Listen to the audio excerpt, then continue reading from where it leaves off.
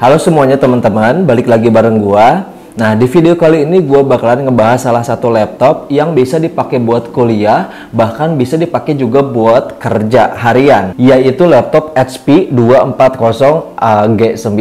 Laptop ini tuh katanya salah satu laptop seri bisnis entry level dari HP. Tapi banyak juga yang beli buat personal use. Jadi pertanyaannya, apakah laptop ini masih worth it dibeli di tahun sekarang?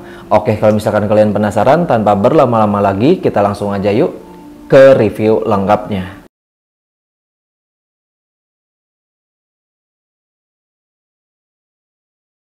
Nah, sekarang pertama-tama kita ngebahas ke bagian desainnya dulu. HP 240 G9 ini tuh tampil simple banget.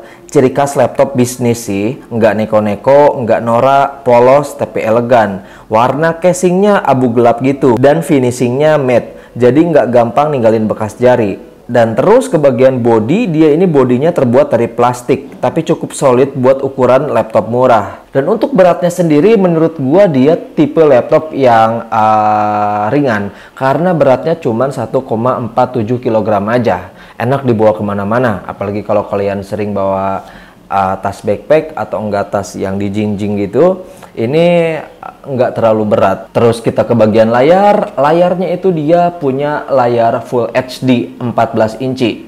Enak buat nonton animasi dan lain-lain. Dan kalau kita ngomongin sedikit bagian performa dalemannya, daleman laptop ini tuh ada beberapa varian juga ternyata. Umumnya HP 240 dibekali sama Intel Core i3 atau i5 yang sebenarnya udah cukup banget powerful buat kerjaan harian. Tapi kalau lu dapet yang i3 1215U aja itu udah 6 core, 2 performa tambah 4 efisiensi. Jadi multitasking lebih mulus dibanding i3 generasi sebelumnya. RAM-nya juga biasanya 8 GB DDR4 dan ada slot kosong buat di-upgrade lagi. Terus kita ke bagian keyboard. Keyboardnya juga dia nyaman banget. Tipe keyboard yang gede-gede, lebar-lebar. Dan kalau misalkan kita mainin bagian kursornya pun, dia tipe kursor yang licin. Di keyboardnya pun dia nggak ada backlit. Jadi kalau lu kerja malam-malam, siapin lampu meja ya. Dan terakhir sekarang kita ke bagian port. Nah ini nih part yang paling gua suka, karena si HP ini tuh portnya bener-bener lengkap. Ada 2 USB-A, 1 USB-C, HDMI, LAN port, audio jack, dan juga card reader. USB-C-nya juga bisa buat data dan juga charging, tergantung model ya. Lu harus ngecek dulu. Jadi lu nggak perlu bawa banyak konverter.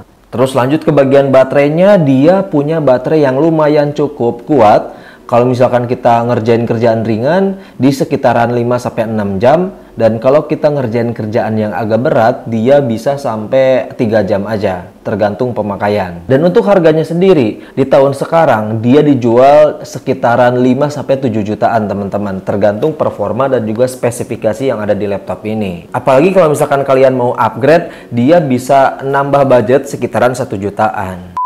So itu dia teman-teman review singkat mengenai laptop HP di video kali ini. Gimana nih menurut pendapat kalian semua? Seperti biasa, kalau misalkan kalian suka boleh banget buat minta like-nya, dan jangan lupa juga subscribe aja, karena kedepannya bakalan banyak banget review lengkap dan juga rekomendasi laptop yang bakalan gua ceritakan kepada kalian. So sekian dari gua, see you next time.